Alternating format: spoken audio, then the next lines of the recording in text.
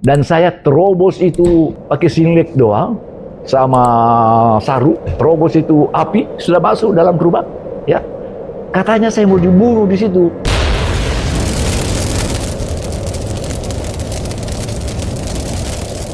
Rusdi Taher lahir di Bone, Sulawesi Selatan. Tanah Bugis, tanah yang menjunjung harga diri dan empati. Dia adalah anak seorang kiai. Kira-kira umur 5-6 tahun ya, atau 6-7 tahun. Setiap subuh saya diajak ke masjid, jalan kaki. Ya itu masih dalam keadaan gelap. Saya ingat betul ya. Dan antara rumah saya dengan masjid itu yang juga dibangun oleh ayah saya tidak terlalu jauh. Berenang di sungai dekat rumah saya, main layang-layang, ya, main kasti, main bola. Kita juga berkelahi, tidak menyentuh teknologi pada waktu itu ya. Baru kita dirikan satu persatuan sepak bola. Saya masih ingat namanya Gasbab. Gasbab itu gabungan sepak bola anak beranjangan. Saya ketua namanya PMII. Itu Pergerakan Mahasiswa Islam Indonesia. Itu underbawnya memang Nahdlatul Ulama ya. Jadi itu di organisasi ekstra university ya, tapi yang di dalam namanya BPOM. Badan Permusyawaratan Mahasiswa. Saya juga anggota Badan Permusyawaratan Mahasiswa Fakultas Hukum UNHAS. Sehingga kalau kita mahasiswa ada beberapa organisasi ya. Tentunya kita memilih organisasi yang terafiliasi dengan organisasi yang pernah kita geluti. Jadi kalau dulu GP Ansor masuk Fakultas Hukum, ternyata underbawnya NU adalah BMI, makanya kita masuk di BMI.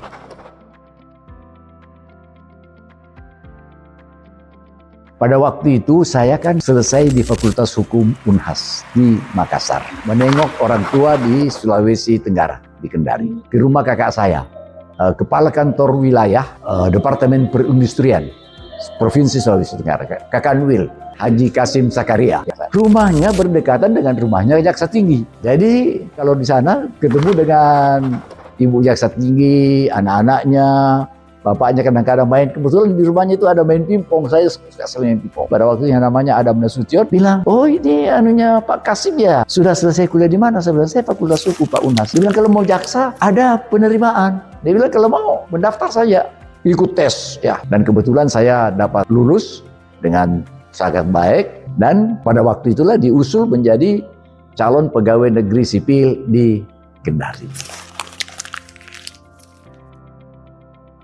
Rumah dinas saya dibakar pada waktu saya menjadi Kepala Kejaksaan Tinggi Bengkulu. Itu tahun 2004 akhir ya. Awalnya pada waktu saya dilantik sebagai Kajati Bengkulu, tentunya kita inventarisir semua masalah-masalah yang dilaporkan kepada kita, kasus-kasus yang ditangani. Gempa. Jadi karena gempa dia minta supaya dibantu pemerintah dengan manipulasi. Ya mereka kan tentu meminta kalau faktanya cukup tetapkan tersangka.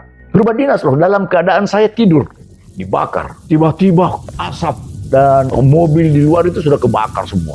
2 mobil, 2 motor. Dan saya terobos itu pakai singlet doang sama sarung. Terobos itu api sudah masuk dalam gerobak, ya.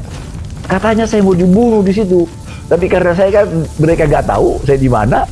Karena pakaian singlet doang, pakaian sarung, ya lolos. Akhirnya saya tadinya tidur di hotel, tapi satu malam saya tidur di kantor. Di ruang kerja saya itu ada kamar 2 kali 2 meter. Ya, di situ saya tidur ya. Yang dijaga oleh siapa? Dijaga oleh KKSS dan tentara yang jaga. Rumah dinas yang besar begitu, api tidak dipadamkan oleh Pemadam kebakaran. Ya karena wali kota kan yang suruh, bagaimana? Dugaan. Dan benar, kalau kita menyidik seorang kepala daerah, apakah wali kota, ataukah gubernur, ataukah bupati, harus atas izin presiden. Saya menulis ke SBY, membenarkan Kajati, dibuat itu. Jadi ditetapkan sebagai calon tersangka. Sebelum ada surat resmi tertulis dari presiden kan tidak bisa dilakukan tindakan hukum. Tidak bisa ditahan, diperiksa. Saya sudah laporkan ke Jaksa Agung bahwa ini calon tersangka. Tentu heboh lah kan ya. Satu daerah yang belum pernah ada tersangka petinggi Dia lobby kemana-mana. Dia mau apa, saya nggak sempat. Dia mau suap saya tidak makan suap. Kasih perempuan, saya nggak suka. Tetapi justru hebohnya itu di Bengkulu. Saya didukung oleh rakyat Bengkulu. Ditelepon sama Pak JK, Pak Yusuf Kalla. Terus saya dengar kau kan di waktu itu dia wapres. Dia bilang nanti saya utus itu. Jadi akhirnya simpang siurlah pemberitaan mengenai kebakaran rumah Kajati DKI. Ada yang mengatakan, wah itu tidak dibakar tapi Pak Kajati main catur. Hebatnya itu saya. Jadi situ kan ada Kapolda, Kapolda. Dia usut itu. Kalau nggak salah itu Novel Baswedan. Kapolda itu dianggap case ini dia memihak sama wali kota. Tetapi justru Kapolresnya memihak kepada kebenaran. Dan saya dalam keluarga seperti sahabat. Anak-anak itu tidak ada gap antara saya dengan anak-anak.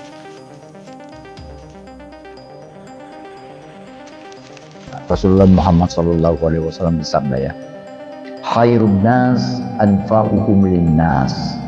Artinya bahwa sebaik-baik manusia adalah manusia yang bermanfaat bagi manusia yang lain. Hanya orang itu berarti hidupnya sebenarnya kalau dia bisa memberi manfaat kepada orang lain. Jadi bukan seberapa bahagianya kita, tetapi seberapa banyak orang yang berbahagia karena uluran tadi.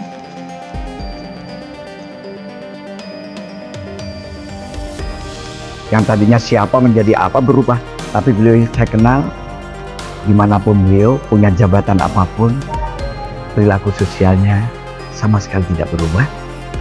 Sama teman tetap bersilaturahmi, peduli sama anak yatim dan sebagainya, dan beliau juga peduli dengan punya pendidikan Islam. Apalagi jabatan beliau juga di BCB itu banyak membantu CSR untuk pondok pesantren. He's the one, he's the boss, he's the father gitu, yang kita harus nurut, harus ikut apa kata papa. Papa walaupun keras tapi hatinya tuh baik banget buat kita, terutama anak-anaknya. Aku bangga aja punya papa seperti papa. Panjang umur, sehat selalu. I love you, Opa. I love you too. Opa tuh harus selalu sehat. Opa tuh harus selalu maco, harus selalu kekar, gak boleh begadang, harus selalu tidurnya tuh tepat waktu kayak jam 9 gitu. Api bisa membakar rumah, namun prinsip jika dijaga dengan iman dan keberanian tidak akan pernah bisa dibakar. Ini adalah kisah seorang anak kiai yang menerjang badai dan memilih tetap berdiri sebagai manusia yang utuh.